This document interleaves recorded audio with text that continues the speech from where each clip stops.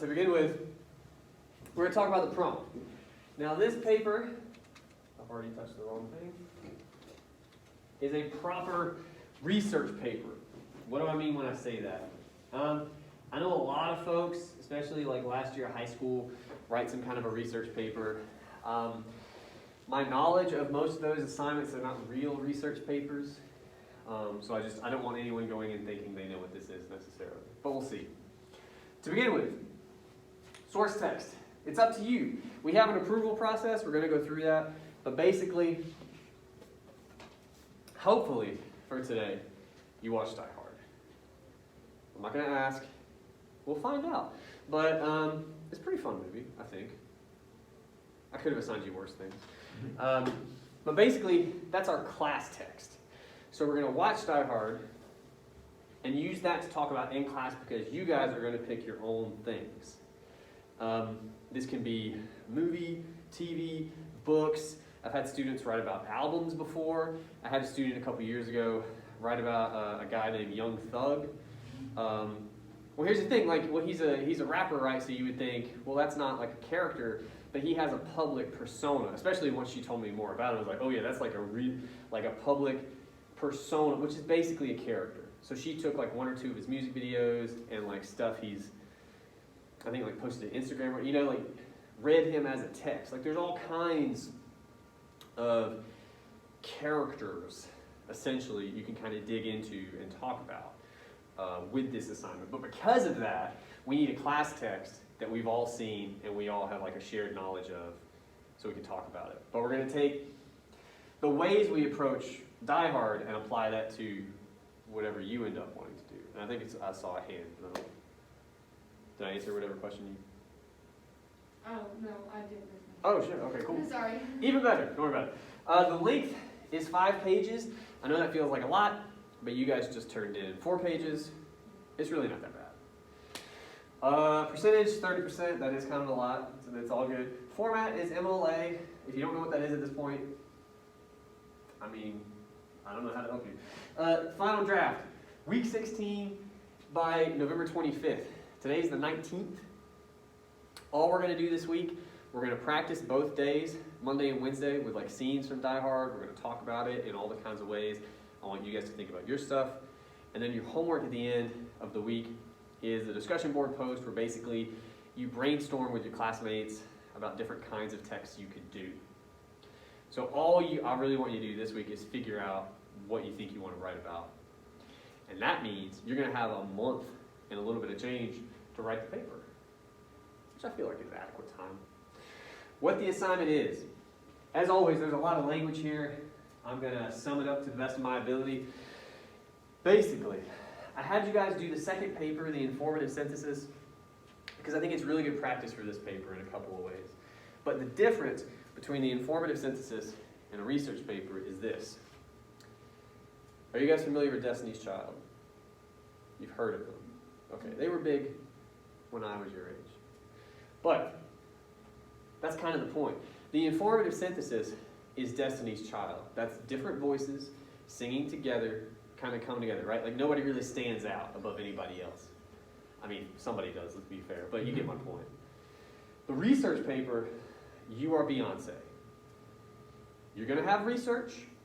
They're your backup singers, okay? Those are the other people in Destiny's Child. Once Beyonce was like, I don't really need them so much. That's what this is. You have an argument, much like you did in the first paper, okay? You are making an argument about your text. And then you're going to find articles or what have you that support your argument in some way, or maybe refute it in some way, and then you talk to me about why that article is wrong, thus making your point, you know what I'm saying? But any research you do here is to back you up. These should be your ideas first. You guys clear on what I mean when I say that? Mm-hmm. Okay. There's a note down here about sources, primary source. Ideally, I would like your primary source to be from 1990 onward. I know that won't be a struggle for you guys because you're not even that old. I should own the fact, though, that Die Hard came out in 1988. So to be completely honest with you, this breaks that rule, okay? But the note goes on to say, if you come to me with a text that you really want to write about for some reason, I'll talk to you about it. I make exceptions every semester for this rule. It just depends, okay? So for instance, every semester, without fail, I get somebody wanting to write about Scarface. One of the, I could say this without hesitation, most overrated films of all time. But one of the things I tell those people every time they come to me is, that came out in the 70s. You know that, right? And most of the time they're like, what? It's an old movie, and that's fine. The exception comes into play is that you come to me with like some good ideas. Here's what I think is going on, blah, blah, blah. And they always want to talk to me like, yeah, Scarface is about like rags to riches, bootstraps. It kind of is. Because he's an immigrant, he starts with nothing, builds his way up, you know, that's the story. There's a lot of other things going on in that movie, mostly drug-fueled. There's also a lot of murder. He dies next to a comical pile of cocaine. Like, the end of that movie is ridiculous. Like, it's actually ridiculous. No one really deals with that when they want to talk to me about the movie. So it's like, I'm just using that as an example. Because I have had really good papers that break that rule, but a lot of the time it's just people that basically didn't think about a source at all, and then when it comes time to pick one, they just go, here's something I've seen. And Scarface is one of those for some reason. Source requirements. Pretty much the same as the last paper. There's more of them. The reason for that, you have one source, that's your primary source, whatever your text is, okay? You're going to have 4 secondary sources. Those work the same way as they did in the informative synthesis.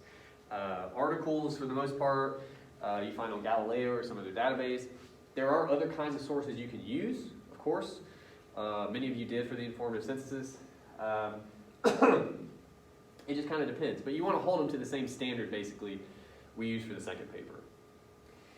What else? Oh, in terms of the bibs, really quickly, you're going to write me a proposal for the primary text, okay? That's basically the bib for that text this time. So when you do the annotated bibs, those are only secondary sources, right? Because I know on the second paper we did one for Vonnegut. We're not doing that this time. Does that make sense? All right, I'm almost done. Suggested thesis. So what I have here at the bottom, this is a working thesis with some issues, and that's on purpose. A statement such as, a lumberjack is the best representation of contemporary masculinity.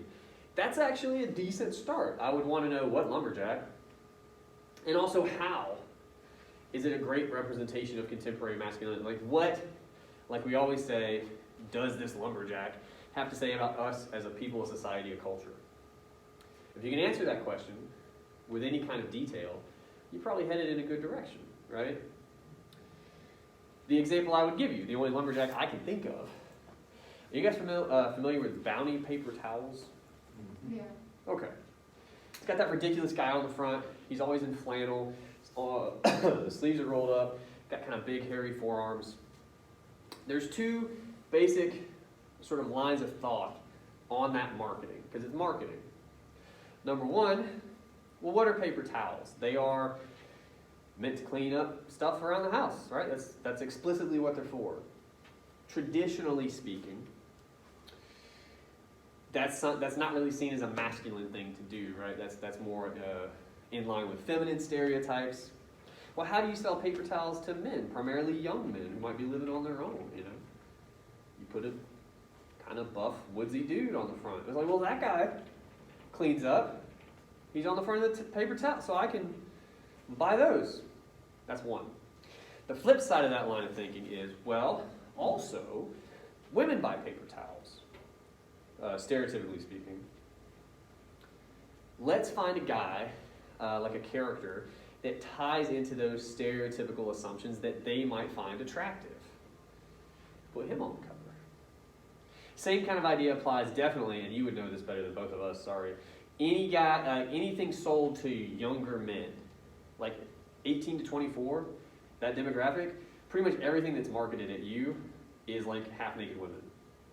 Legit. Every beer commercial, Axe body spray, it's either guys doing flips on bicycles or women taking their clothes off. Like that's everything. It's the same line of thinking with the Bounty guy in that case. A little less overt, but the same idea. Either one of those lines of thought would make a really interesting paper if you wanted to write about paper towels. But you don't have to do that, right? I'm just giving you an example, probably too detailed. Okay, all that out of the way. Questions at this stage about the paper or any of that? So is Die Hard one of the sources we need to use? No. No. I'm glad you asked, but no. Do not write about Die Hard Okay. at all. Okay. Okay?